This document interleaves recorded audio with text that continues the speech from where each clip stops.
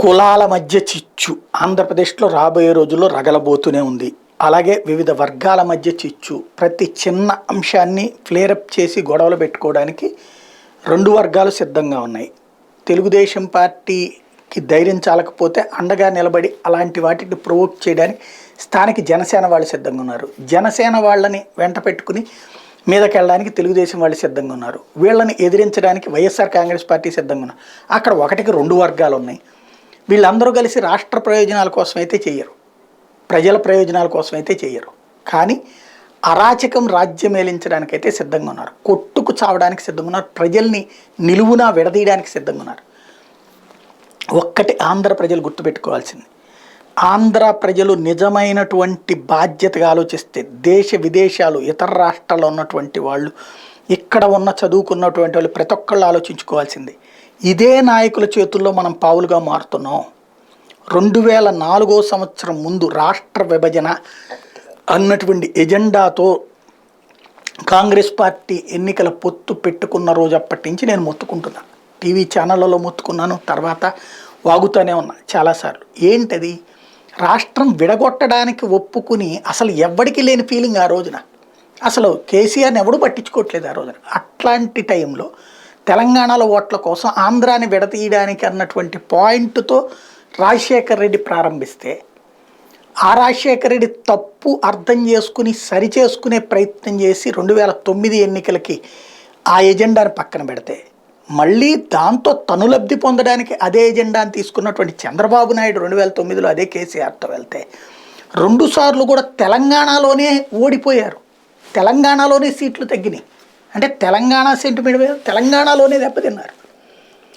ఆ దరిద్రం ఏంటంటే ఆంధ్రులు విడదీయడానికి ఎక్కువగా ఓట్లేశారు.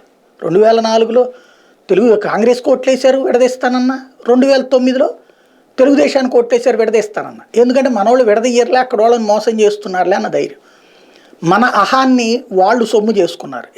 వీళ్ళేంటి ఇంత పొగర ఆంధ్రులకి అన్నట్టు.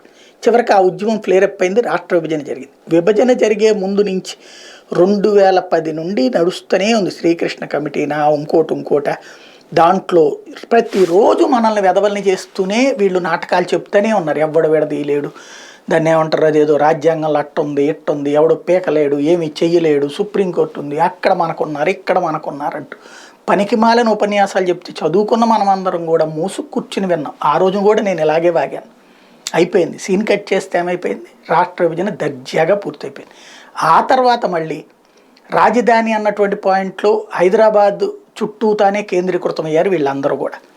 అందరూ అప్పుడు జగను బాబు అందరూ హైదరాబాదే. పేరుకి రాష్ట్రం ఇక్కడిది, పాలనంతా అక్కడి నుంచి. తర్వాత 4 రోజులు పోయాక ఓటుకు కోట్లు కేసు రాకపోయింటే చంద్రబాబు అక్కడి నుంచి ఇక్కడికి వచ్చేవాళ్ళు కూడా కాదు. ఈ 10 ఏళ్ళు అయ్యాక ఇంకో 10 ఏళ్ళు ఎక్స్టెండ్ చేయండి, ఇంకో 10 ఏళ్ళు ఎక్స్టెండ్ చేయండి అంటూ సాగదీస్తూనే ఉండేవాళ్ళు.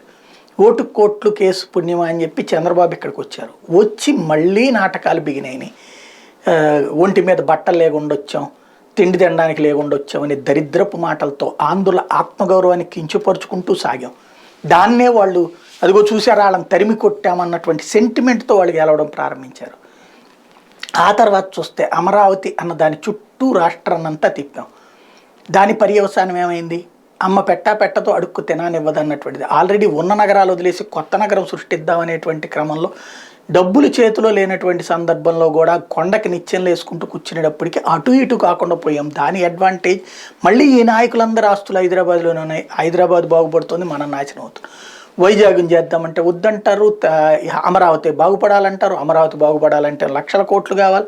ఒక నగరానికి కొత్తగా రావాలంటే అది నగరపు రూపు రావడానికి ఎన్నేళ్ళు పడుతుందంటే 70 ఏళ్ళు అంటారు, లేకపోతే బాబు వస్తే 5 ఏళ్ళు అంటారు. 5 ఏళ్లలో ఎట్ట అవుతుందంటే సమాధానం ఉండదు. ఇట్లాగా నడిచిపోతా ఉంది. ఇప్పుడు మళ్ళీ కులాల వారీగా వర్గాల వారీగా కొట్టుకు సాడు. ఏంటంటే వీళ్ళ ఫెయిల్యూర్స్ కవర్ చేసుకోవడానికి వస్తున్న గొడవ. ఇప్పుడు వైఎస్ఆర్ కాంగ్రెస్ పార్టీ సమస్య ఏంటి? అమరావతిలో ఫెయిల్ అయింది, విశాఖపట్నానికి రేపు పొద్దున క్యాంప్ ఆఫీస్కే వెళ్తుంటారు. ఇక్కడ పోనీ నువ్వు 3 రాజధానులు అన్నప్పుడు ఈ ప్రాంతాన్ని కూడా అభివృద్ధి చేయాలి కదా. ఈ ప్రాంతపు అభివృద్ధి మీద ఏమాత్రం దృష్టి పెట్టలేదు. అమరావతి కాకపోతే అందులో పాత పద్ధతిలో కాకపోతే నువ్వెంత చేస్తావో చేసి చూపించలేదు. ఇది ఫెయిల్యూర్ వైసీపీ.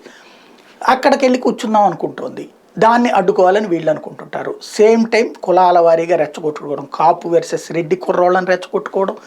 అదే సందర్భంలో గ్రౌండ్ లెవెల్లో వచ్చేటప్పటికి బీసీలకి ఎస్సీలకి వాళ్ళల్లో వాళ్ళకి చిచ్చు పెట్టేటువంటి ప్రయత్నాలు చేయడాలు, ప్రతి అంశాన్ని రాజకీయం చేయడం, ఇద్దరు వ్యక్తులు కొట్టుకు చస్తే దానికి పార్టీల ముసుగులు తొడిగి పార్టీల పేర్లు చెప్పి ఫ్రంట్ పేజీ కథనాలు రాస్తూ జర్నలిజం అనేటువంటి దాన్ని దిగజార్చుకునేటువంటి కోణంలోకి తీసుకొస్తున్న పత్రికలు ఒకవైపు, దాన్ని సెక్యూర్ చేసుకుంటూ వచ్చేటువంటి మరొక పత్రిక ఇంకొక వైపు, ఈనాడు, జ్యోతి, సాక్షి, ఇవన్నీ కూడా రాష్ట్ర ప్రజలకి శాపాలుగానే మారినాయి.